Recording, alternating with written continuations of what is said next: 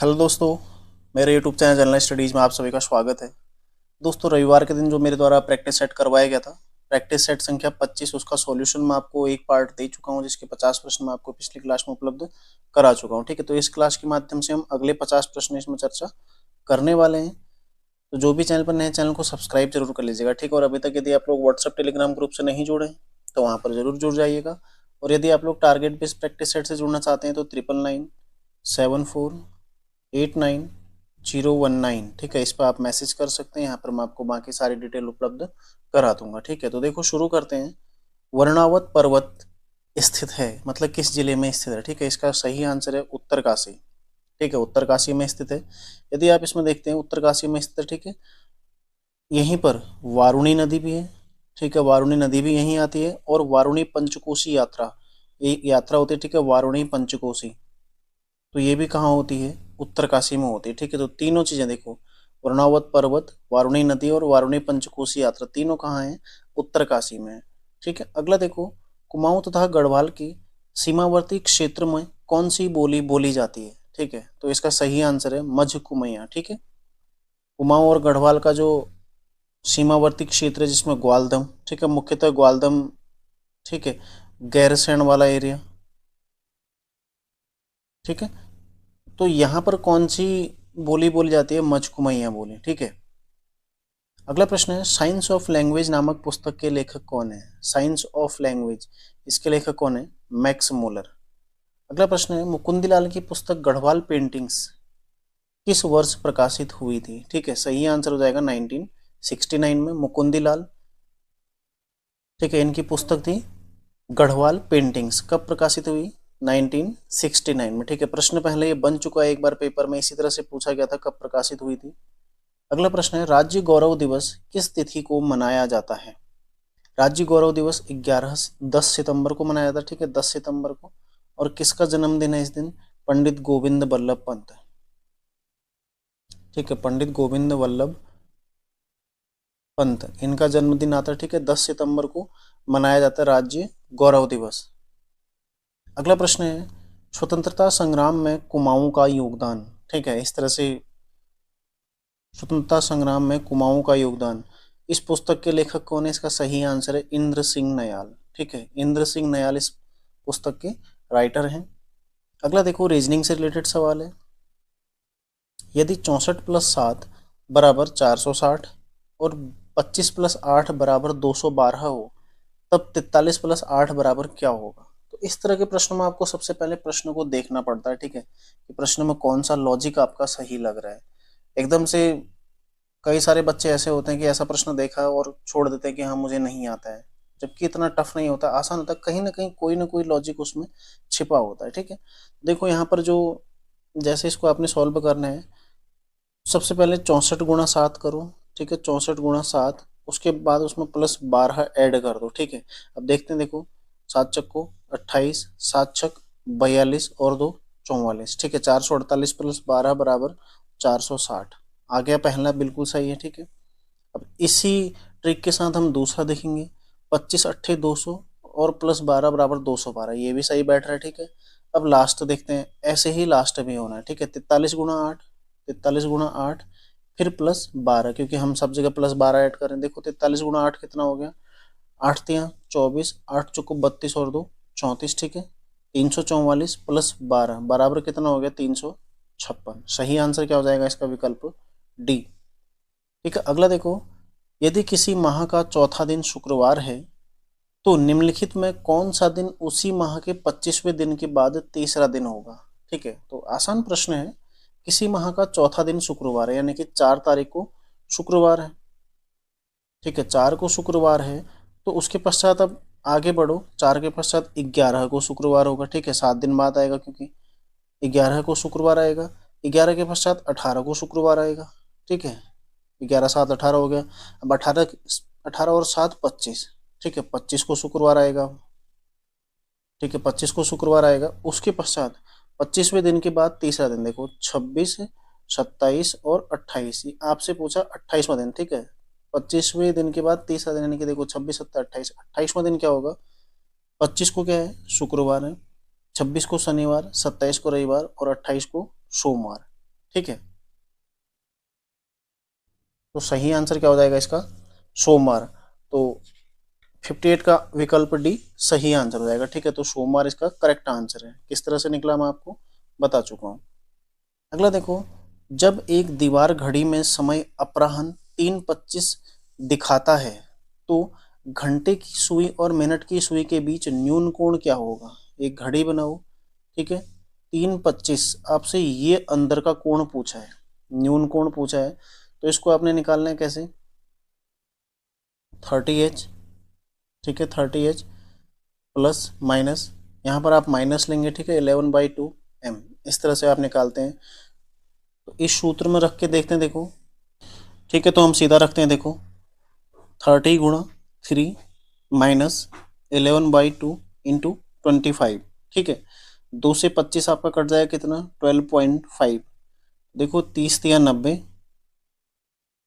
और उसके पश्चात 11 गुणा 12.5, ठीक है, तो 11×5 = 55, ठीक है, और 11×2 = 22 और 5 = 27, 11 एकम 11 और 4 15, ठीक है, तो 157।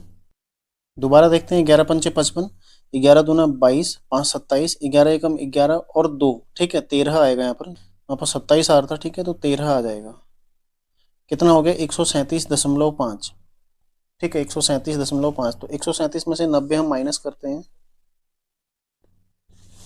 137 में से 90 माइनस करेंगे तो कितना आ जाएगा, 47.50, ठीक है, 47.5। तो विकल्प देखते हैं, 47.5 कौन सा है, विकल्प सी है, तो सही आंसर कौन सा हो जाएगा, विकल्प सी। ठीक है, इस तरह से आपको निकालना। देखो, मैं आपको पहले मेरे चैनल पर आपको मिल भी जाएगा, रीजनिंग के कुछ टॉपिक में कराया था, 8 से 10 टॉपिक, ठीक है, तो इसमें आपको देखना होता है न्यून कोड जहाँ पर निकालना आपको 30h, ठीक है, -11/2m यानी मिनट, और यानी यहाँ पर हो जाएगा, यहाँ पर जितना समय घड़ी में घंटे का दिखा रखा हो, जितना यहाँ पर मिनट का दिखा रखा है, ठीक है, तो इस तरह से आप इसको निकाल सकते हैं। अगला देखो, सीता कणिका से आयु में बड़ी है, ठीक है, सीता बड़ी है यानी कि कणिका क्या हो जाएगी, इससे छोटी हो जाएगी, ठीक है, सीता कणिका से आयु में बड़ी है। इला कणिका से बड़ी है लेकिन सीता से छोटी है, इनके बीच में कौन आ गई, इला, ठीक है। सैंपा मानस और कणिका दोनों से छोटी है, तो यहाँ पर आ जाएगी सैंपा, ठीक है। कणिका मानस से बड़ी है, जो कणिका है मानस से बड़ी है, तो सबसे छोटी कौन है ये पूछा गया है, सबसे छोटी कौन है, तो सही आंसर क्या हो जाएगा, सैंपा, ठीक है, विकल्प डी इसका सही आंसर हो जाएगा। अगला देखो, एक महिला की ओर इंगित होते करते हुए एक पुरुष ने कहा, उसके पिता मेरे पिता के एकमात्र पुत्र हैं, ठीक है, यानी कि इसके पिता के एकमात्र पुत्र हैं, तो उस महिला, वह पुरुष उस महिला से कैसे संबंधित है, ठीक है, तो इसका सही आंसर क्या हो जाएगा, महिला का पिता है वो पुरुष, ठीक है। अगला प्रश्न देखो, 64 513 एक जोड़ा दिया है, तो दूसरे जोड़े में 144, फिर क्या है आपको ये निकालना है, ठीक है। तो देखो, इसमें जो लॉजिक है,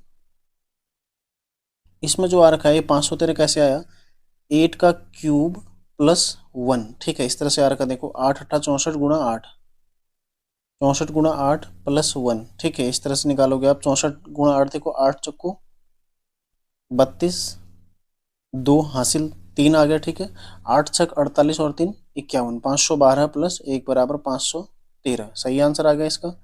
अगला देखो, 144 का आप क्या आएगा, तो 144 12 का क्यूब, यहाँ पर जो आएगा आंसर, यहाँ 8 का क्यूब हमने लिया तो यहाँ पर 12 का क्यूब आ जाएगा, ठीक है, 12 का क्यूब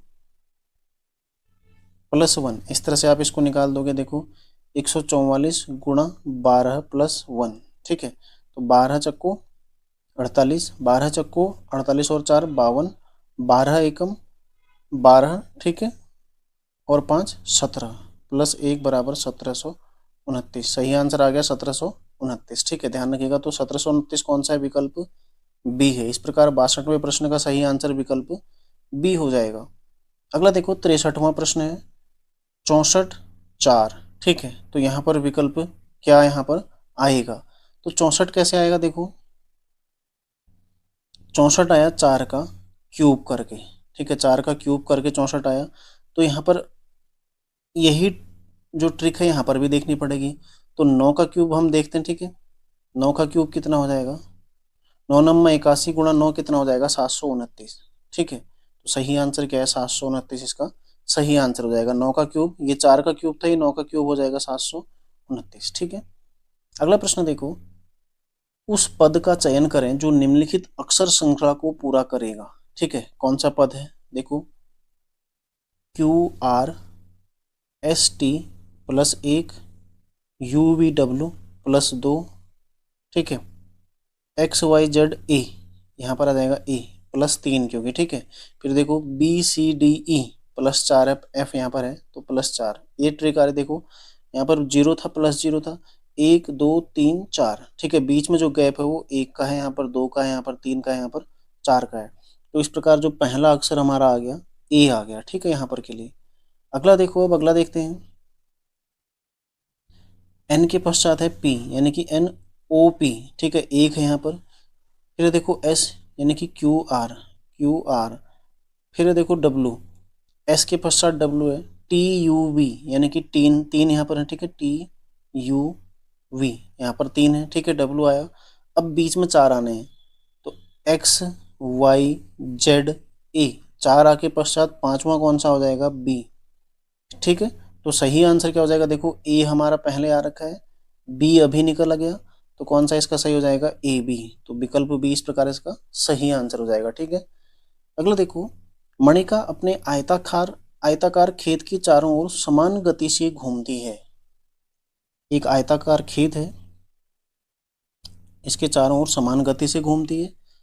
वह पश्चिम की ओर देखकर चलना शुरू करती है। ठीक है, यहाँ को देखकर उसने चलना शुरू किया, फिर 45 डिग्री अपने दाहिने मुड़कर, ठीक है, पश्चिम की ओर देखकर चलना शुरू किया और 45 डिग्री अपने दाहिने मुड़कर, ठीक है, इसका दायां कौन सा हो जाएगा 45 डिग्री। ठीक है, अब 45 डिग्री दाहिने वो घूमती है, तो 45 डिग्री दाहिने कितना हो जाएगा, देखो इसको एक काल्पनिक यहाँ पर लाइन मान लो। ठीक है, इसका 45 डिग्री कितना हो जाएगा, ये 45 डिग्री इतना वो दाहिने घूम जाती है।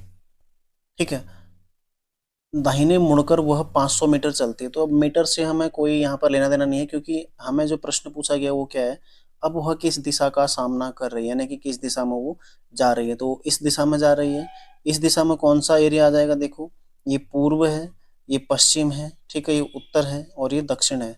तो उत्तर और पश्चिम, ठीक है, सही आंसर क्या हो जाएगा, देखें उत्तर पश्चिम कौन सा है, विकल्प ए इसका सही आंसर हो जाएगा। अगला देखो, लोक चित्रकला की मधुबनी शैली भारत के किस राज्य में प्रचलित है। ठीक है, ये सही आंसर इसका बिहार में, विकल्प डी इसका सही आंसर हो जाएगा। अगला देखो, वर्ष 1990 में अंतर्राज्यीय परिषद का प्रतिस्थापन किस समिति की संस्तुति पर किया गया था। ठीक है, इसका सही आंसर है सरकारिया आयोग। ठीक है, सरकारिया आयोग की संस्तुति पर किया गया था। अगला देखो, भारत के किस राज्य में ईसाई जनसंख्या का प्रतिशत, परसेंटेज की बात यहाँ पर हो रही है, ठीक है, प्रतिशत सर्वाधिक है। तो सही आंसर क्या है, मिजोरम। ठीक है, मिजोरम में सर्वाधिक जनसंख्या का प्रतिशत है। अगला प्रश्न है, भारत की सिलिकॉन घाटी कहाँ स्थित है। ठीक है, सिलिकॉन घाटी कहाँ स्थित है, हैदराबाद में है, श्रीनगर में है, देहरादून में है या फिर बंगलुरु में है। तो सही आंसर क्या है, बंगलुरु। ठीक है, कहाँ स्थित है, बंगलुरु में है। अगला देखो, निम्न में से कौन सी एक व्यावसायिक फसल नहीं है। ठीक है, तो कौन सी नहीं है, बाजरा। ठीक है, बाजरा नहीं है। बाकी देखो, गन्ना नकदी फसल, व्यापारिक और या फिर नकदी फसल भी इनको कहते हैं। ठीक है, जैसे गन्ना है, चाय है, कपास है, केला है, ठीक है, या सब्जियां जो होती हैं सब क्या है, नकदी फसल हैं। ठीक है, तो कौन सी एक नकदी फसल नहीं है इनमें, बाजरा नहीं है। अगला प्रश्न देखो, भारत में निसी जनजाति मुख्यतः कहाँ पाई जाती है। ठीक है, भारत में निसी जनजाति मुख्यतः कहाँ पाई जाती है, तो कहाँ पाई जाती है, इसका सही आंसर है अरुणाचल प्रदेश में। ठीक है, अरुणाचल प्रदेश में पाई जाती है। आप लोग देखो, आपने यदि प्रैक्टिस सेट व्हाट्सएप ग्रुप से दिया था तो अपने नंबर कमेंट सेक्शन में जरूर कमेंट करिए। ठीक है, कितना नंबर आपका आ रहा है, या फिर आप लोग व्हाट्सएप ग्रुप में पेपर सॉल्व करने के पश्चात अपना स्कोर तो कम से कम बताया करिए। ठीक है, अगला देखो, भारत में कोयना बांध किस राज्य में अवस्थित है। ठीक है, कोयना बांध कहाँ है, महाराष्ट्र में है। कौन सी नदी है, कोयना नदी पर। ठीक है, महाराष्ट्र में ही स्थित है। अगला देखो, भारत में ऑपरेशन फ्लड कार्यक्रम का आरंभ कब हुआ था या फिर कब प्रारंभ हुआ था। सही आंसर हो जाएगा 1970। ठीक है, ऑपरेशन फ्लड संबंधित किससे, दुग्ध उत्पादन से।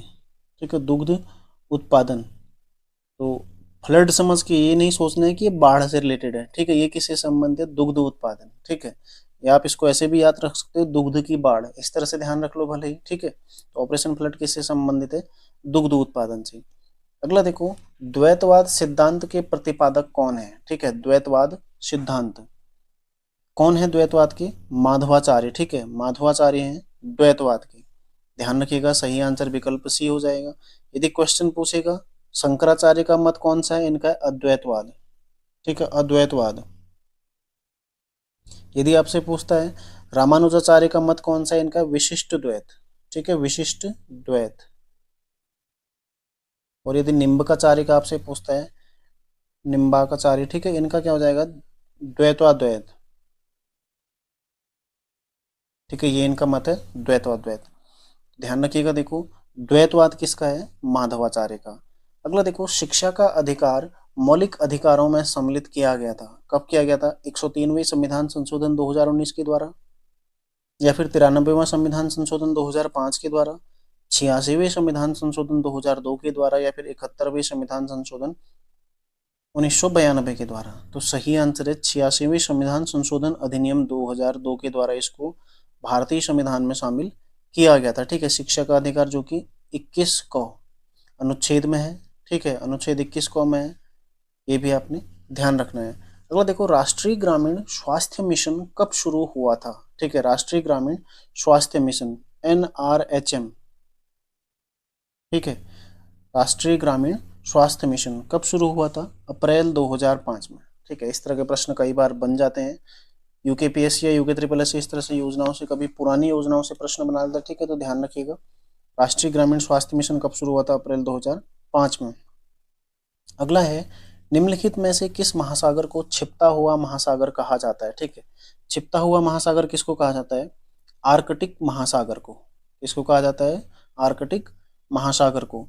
अगला देखो, भारतीय पुरातत्व सर्वेक्षण संस्थान, ठीक है, भारतीय पुरातत्व सर्वेक्षण संस्थान की स्थापना कब की गई थी, तो सही आंसर हो जाएगा 1861, ठीक है, 1861 में इसकी स्थापना की गई थी।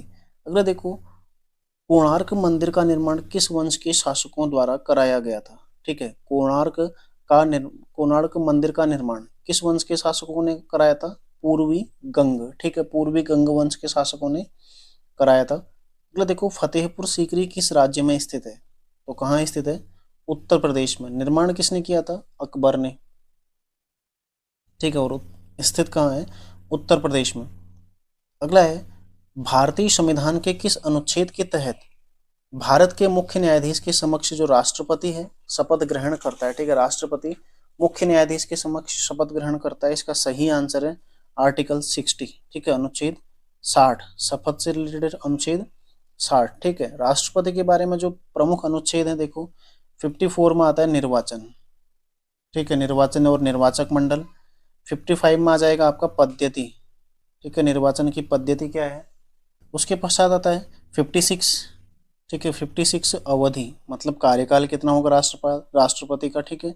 फिर आता है 57, 57 में पुनर्निर्वाचन, ठीक है, पुनर्निर्वाचन के लिए क्या योग्यताएं हैं, ये सब किस में आएगा, 57 में आएगा। और 58 यदि देखते हैं आप, अर्हताएं, ठीक है, 58 है अर्हताएं, मतलब क्या क्या अर्हताएं राष्ट्रपति में होनी चाहिए, योग्यताएं क्या क्या होनी चाहिए, ठीक है। 59 में आता है शपथ, सॉरी शर्तें, ठीक है, राष्ट्रपति पद की जो शर्तें हैं 59 में शर्तें आती हैं, किन किन शर्तों का वो पालन करेगा, ठीक है, राष्ट्रपति बनने के लिए। और 60 में आ गया शपथ आ गया, और 61 होता है महाभियोग, ठीक है, महाभियोग, 61 में आ गया महाभियोग। और 62 में आता है राष्ट्रपति पद की रिक्तता, यदि राष्ट्रपति का पद रिक्त होता है तो उसके बदले कौन राष्ट्रपति का कार्य करेगा, ये सारी चीजें 62 में दी गई हैं, ठीक है। तो ध्यान रखिएगा, देखो 54 में निर्वाचक मंडल, 55 में निर्वाचन की प्रक्रिया जिसमें एकल संक्रमणीय मतगणना आती है, ठीक है, 56 में पदावधि, 57 पुनर्निर्वाचन के लिए योग्यताएं, 57 योग्यताएं या अर्हताएं,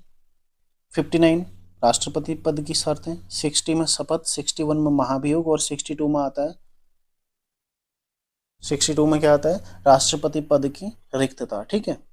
अगला देखो, बाल गंगाधर तिलक द्वारा शुरू की गई साप्ताहिक पत्रिका कौन सी थी, ठीक है, तो सही आंसर कौन सा हो जाएगा, केसरी, कौन सी थी, केसरी। अगला देखो, इल्बर्ट बिल विवाद किस वायसराय के कार्यकाल में उभरा था?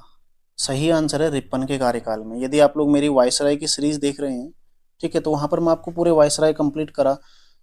आज लास्ट उसका भाग आएगा, ठीक है, द 5 मिनट्स हो।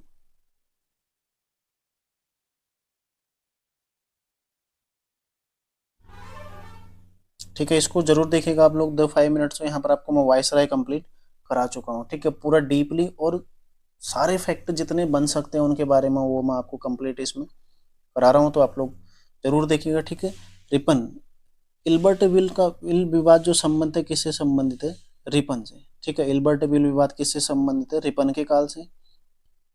1883 84 में ये उभरा था, ठीक है। क्या था ये बिल विवाद? इसमें जो भारतीय जज थे, ठीक है, वो अंग्रेज अधिकारियों के मुकदमे को सुन सकते थे, ठीक है, उसी के विरुद्ध ये विवाद उभरा था, ठीक है, ध्यान रखिएगा। अगला देखो, निम्नलिखित में से किस जिले में त्रयंबक गुफा, पहले ये यूके ट्रिपल एससी के प्रश्नों में बन चुका है, ठीक है, त्रयंबक गुफा कहाँ है? अल्मोड़ा में। इसी को क्या बोलते हैं? पांडुखोली,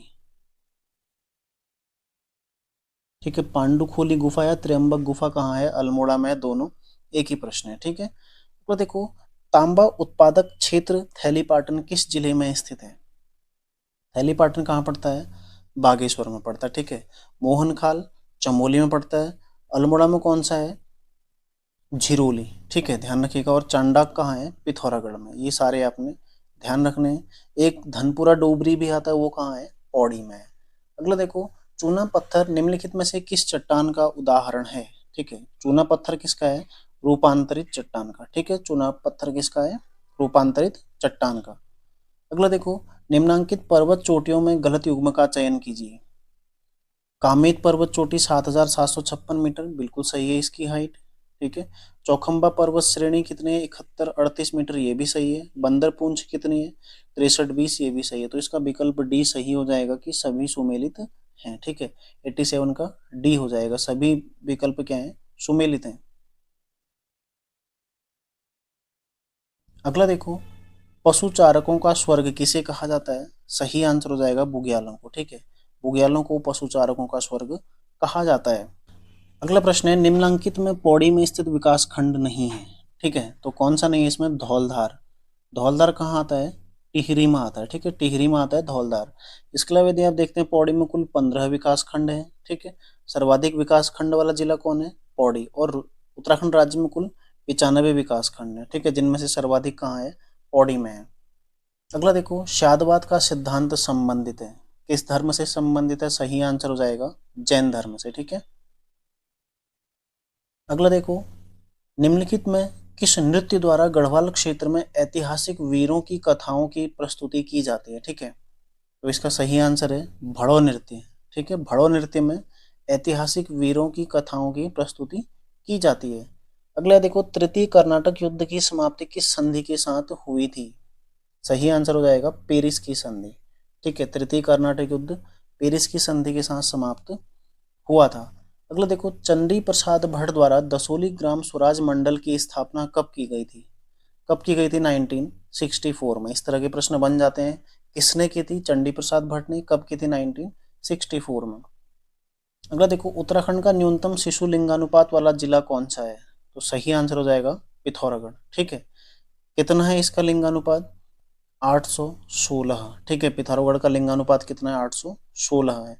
तो सबसे कम लिंगानुपात जो शिशु लिंगानुपात है कहाँ का है? पिथौरागढ़ का ही है। अगला है, निम्नलिखित में से किस जिले में चैती मेला, ठीक है, बाला सुंदरी मेला भी इसको बोलते हैं, ठीक है, कहाँ पर ये आयोजित होता है? उधम सिंह नगर, इसके काशीपुर में, ठीक है, उधम सिंह नगर के काशीपुर में इसका आयोजन होता है। अगला है, 1923 में चित्तरंजन दास एवं मोतीलाल नेहरू ने कहाँ पर स्वराज पार्टी की स्थापना की थी? इस तरह से प्रश्न कभी कभी बन जाते हैं, ठीक है, तो कहाँ पर की थी? इलाहाबाद में, वर्तमान प्रयागराज, ठीक है, प्रयागराज वर्तमान नाम है इसका। तो यहाँ पर प्रयागराज में या फिर इलाहाबाद में चित्तरंजन दास और मोतीलाल नेहरू ने 1923 में स्वराज पार्टी की स्थापना की थी। 1923 में भारत का यदि आपसे पूछेगा वायसराय कौन था, तो कौन था? रीडिंग, ठीक है, रीडिंग था, जो कि भारत का एकमात्र यहूदी वायसराय था, एकमात्र यहूदी वायसराय, ठीक है, कौन था? रीडिंग, इस तरह के प्रश्न भी पहले बन चुका है। अगला देखो, गढ़वाल के लोक नृत्य गीत किस विद्वान द्वारा लिखित रचना है? सही आंसर हो जाएगा शिवानंद नौटियाल द्वारा। ठीक है, गढ़वाल के लोक नृत्य गीत तपोभूमि गढ़वाल, ठीक है, किसके हैं? ये हैं शिवानंद नौटियाल के। अगला है, निम्नांकित में कौन सा स्थल सरयू के तट पर स्थित नहीं है?